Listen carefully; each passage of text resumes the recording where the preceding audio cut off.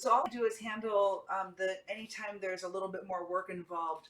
In this particular case, at Chapter 13, we have to present a contract to your lawyer so that he can stand before a judge and get it approved, so they can enter it into the system, enter it into your order, your court order for the 13. So it's really a little couple step-by-step process.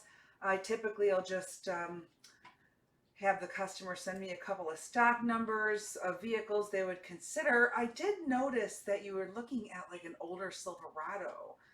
So that might be the first issue that we're going to have to get past because of the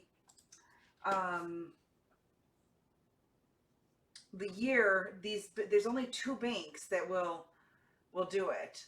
So we have to get past, find out one that maybe like a 2012.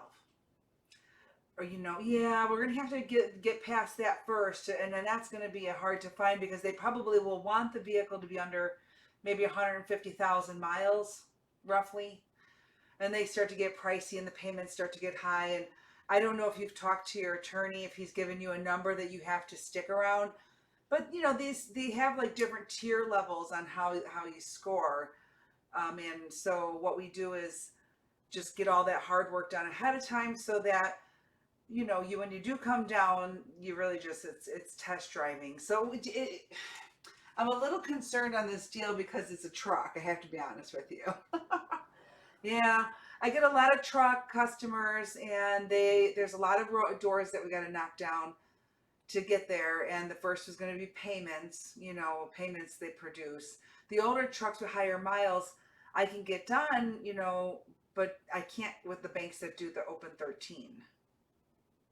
So we have to find something a little newer with lower miles like I described.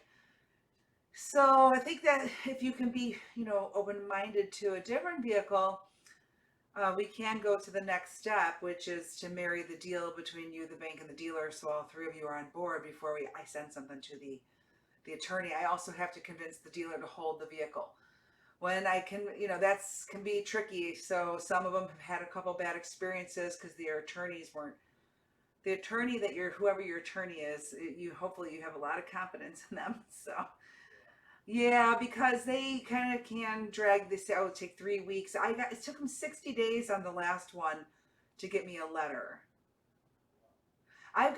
Before COVID, I've gotten them within an hour. I've had them within a couple of days, and the normal average time I would say is 21 days, 14 to 21 days, because they just need to pop in at the next court hearing whenever the judge does bankruptcies, which is a designated day of the week. And so whatever your attorney in, that county, whatever day that is, that's the day they're going to pop in and drop the contract at the judge, and they're going to approve it and enter it into the system. Then they can give me that letter. So without that letter, I can't get you out the door. You see, that's the hoop we need to go through. So I don't. What's going on with your current vehicle situation?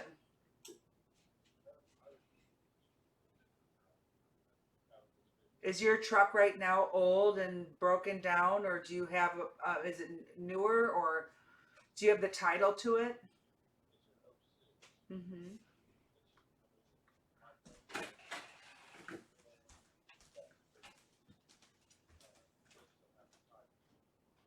Oh darn.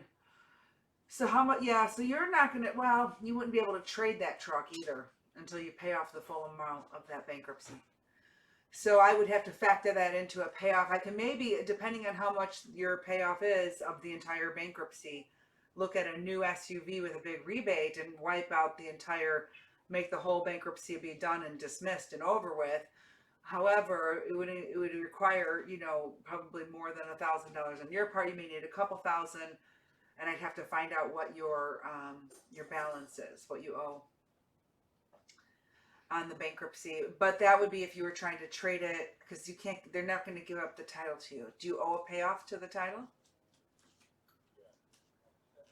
Oh, Dan, that's not going to work out for you. Yeah, but your bankruptcy's for more than 7, right? And how many miles are on your truck right now? Well, I mean, they run for a while. They're built to go for a long time. If it's a well cared for truck, you may need to ride that one out, my friend.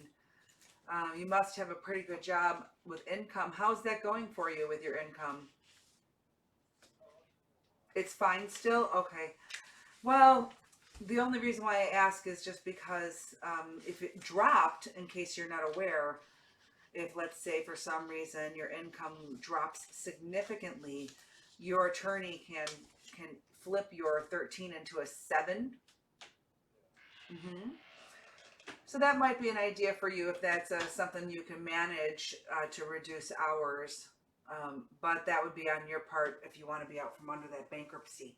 Chapter 7 then just dismisses the whole debt, but your income has to fall below, X amount, and that would require some sacrifice on your part for a few months, right? For a couple, I think you just got to show the courts that your income drops significantly, and then that may be one way to get out. Because I don't know how long and I'm not an attorney, but I know enough, right? But I don't know how long your remaining is your bankruptcy for. Is it for 2 or 3 more years?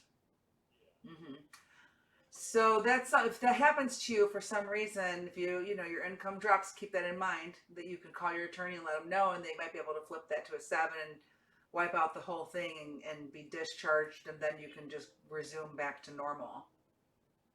Get it? I hope I don't step on any, giving you too much info, but I'm trying to help. I don't know that you're going to have an easy way out of this unless you're going to look at like a possibly, well, your payoff has to come down for the whole thing, right? To get out from under the bankruptcy. So like you can't really trade off that vehicle. They're not going to release that title for a portion of the entire amount, right? So I have to pay off the whole damn thing. You get it now? Okay. Yeah. All right, my friend. Thanks. I'm Toby. If you need me, please save my name and number because maybe when this is all over, you can call me back and I can produce for you immediately. You're welcome. Bye.